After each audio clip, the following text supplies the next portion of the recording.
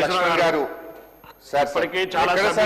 దయచేసి కంక్లూడ్ చేయండి. దయచేసి మీరు కంక్లూడ్. ఇప్పుడు లక్ష్మణ్ గారు మీరు 2 నిమిషాలు మీరే ప్రభుత్వం, మీరే మంత్రి కదా, మీ మాటల్లో నిజాయితీ ఉంటే, మీ మాటల్లో దళితుల మీద ప్రేమ నిజమైతే వెంటనే పోలీసుల ల్యాండ్ కమిషనరేట్ రద్దు చేయండి, దళితులకు తిరిగి వాపసు ఇవ్వండి, నేను మీకు వచ్చి నేనే సన్మానం చేస్తా.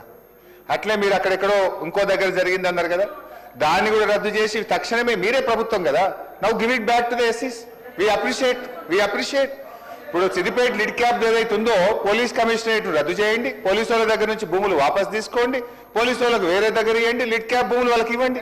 వి ఫీల్ హ్యాపీ, వి అప్రిషియేట్. అధ్యక్ష హరిజన్ గారు కంక్లూడ్ చేయండి. చేస్తా అధ్యక్ష. కంక్లూడ్ చేయండి. వాళ్ళు లేచి మాట్లాడినప్పుడు నేను సమాధానం చెప్పొద్దా? కంక్లూడ్ చేయండి. కొద్దిగా ఆగండి సార్. కంక్లూడ్ చేయండి సార్. మన గిరిజనుల గురించి మాట్లాడుకుంటాం సార్, జర ఆగండి సార్. కంక్లూడ్ చేయండి. ఇక్కడ నేను ఎస్సీలోనే ఉన్నా, జర ఆగు సార్. ఎస్సీల గురించి మాట్లాడుకుందాం. అరే మనోళ్ళ గురించి మాట్లాడుకుందాం సార్. తండాలని ఆగమైతున్నాయి సార్, జర ఆగు సార్. తండాల గురించి మాట్లాడండి సార్. సార్ తండాల గురించి మాట్లాడండి సార్. అధ్యక్ష ఎస్సీల గురించి విన్నాం, ఎస్టీల గురించి ఒకసారి చాలా ఉంది కానీ నేను కట్ షార్ట్ చేసి మాట్లాడతా అధ్యక్ష.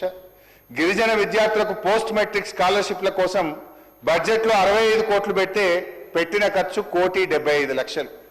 ప్రీ మెట్రిక్ స్కాలర్షిప్లకు బడ్జెట్లో 53 కోట్లు పెడితే పెట్టిన ఖర్చు 5 కోట్ల రూపాయలు.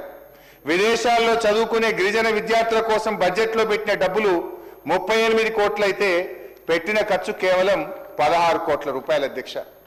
ఆనాడు కేసీఆర్ గారు గిరిజనులకు 10% రిజర్వేషన్ అంటే 10% రిజర్వేషన్ ఇచ్చాం, తండాలను గ్రామ పంచాయతీలు చేశాం, తండాలకు రోడ్లు వేసే ప్రయత్నం చేసినాం. కానీ మీరేం చేస్తున్నారు అధ్యక్ష? ఇలా గిరిజన పిల్లల స్కాలర్షిప్ల కోసం బడ్జెట్లో పెట్టిన నిధులు ఖర్చు చేయకుండా 1,750 కోట్ల రూపాయలు ఇలా గిరిజన విద్యార్థుల డబ్బుల మీద కోత పెట్టినారు అధ్యక్ష. ఒకవైపు నిధులు మళ్లిస్తున్నారు, ఇంకొక వైపు గిరిజనుల భూములన్నీ కూడా తీసుకునే ప్రయత్నం చేస్తున్నారు. భట్టి గారు, మరి అధికారులు మీ దృష్టికి తెచ్చారో లేదో, ఎంత జిమ్మిక్ అంటే మీ బడ్జెట్ నాకైతే చాలా బాధతో మాట్లాడుతున్నా అధ్యక్ష. హౌసింగ్ డిపార్ట్మెంట్కి ఈసారి బడ్జెట్లో ఎన్ని డబ్బులు పెట్టారు? ఏదో 7,000 కోట్ల చిల్లర పెట్టినరు. దాంట్లో జీతాలు హడ్కో అప్పులు గట్టంగా మిగిలేది 5,500 కోట్లు మిగులుతాయి. అయితే ఇందిరా మిల్లకు ఆ పెట్టిన 5,000 ఇండ్లు ఎట్లా పెట్టింది తెలుసా sir? SC SDF, ST SDF. పాపం ఎస్సీలకు ఇవ్వాల్సిన ఎస్డిఎఫ్ డబ్బులను ఇందిరమ్మ ఇండ్లకు, అంటే బీసీ కానీ ఓసీలు కానీ ఇల్లు కట్టరా అధ్యక్ష? పెట్టిన 5,000 కోట్లలో అధ్యక్ష ఎస్టీ ఎస్డిఎఫ్ కింద 3,124 కోట్లు పెట్టారు. ఎస్సీ ఎస్డిఎఫ్ కింద 3,535 కోట్ల రూపాయలు. మొత్తం హౌసింగ్ పేరు మీద ఎస్సీ ఎస్టీ ఎస్డిఎఫ్ కింద పెట్టేసి ఏమనంటే ఎస్డిఎఫ్ కు నిధులు పెట్టామని చెప్పి దాంట్లో మాయ చేసి ఇవాళ ఎస్సీ ఎస్టీ ఎస్డిఎఫ్ నిధులను కూడా మళ్లించేటువంటి ప్రయత్నం జరుగుతూ ఉంది అధ్యక్ష.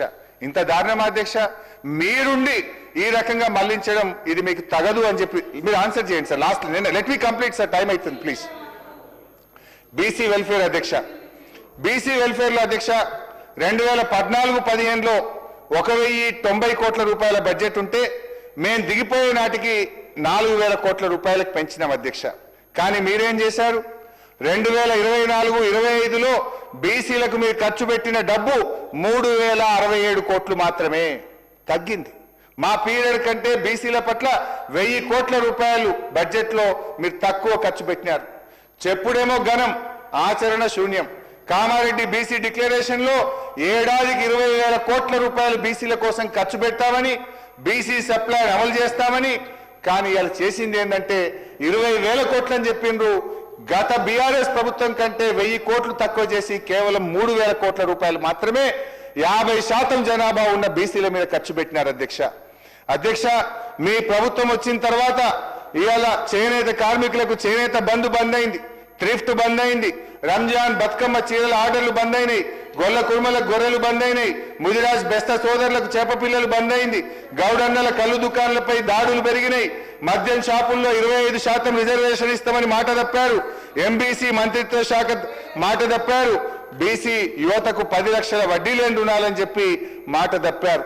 ఆ బీసీ ఆత్మగౌరవ భవనాలు అద్భుతంగా కేసీఆర్ గారు నియోపోలిస్ లో కోకాపేట్లో ఇస్తే అక్కడ మేము పూర్తి చేసిన గొల్ల కుర్మల భవనానికి వెళ్లి ముఖ్యమంత్రి గారు ప్రారంభోత్సవం చేసి వచ్చింది తప్ప 2.5 సంవత్సరాల మీ పాలనలో బీసీ ఆత్మ గౌరవ భవనాలకు ఒక్క రూపాయి కూడా ఈ ప్రభుత్వం విడుదల చేయలేదంటే బీసీల మీద మీకు ఉన్నటువంటి ప్రేమ ఏ పార్టీలో మనకు అర్థమైతా ఉంది అధ్యక్ష.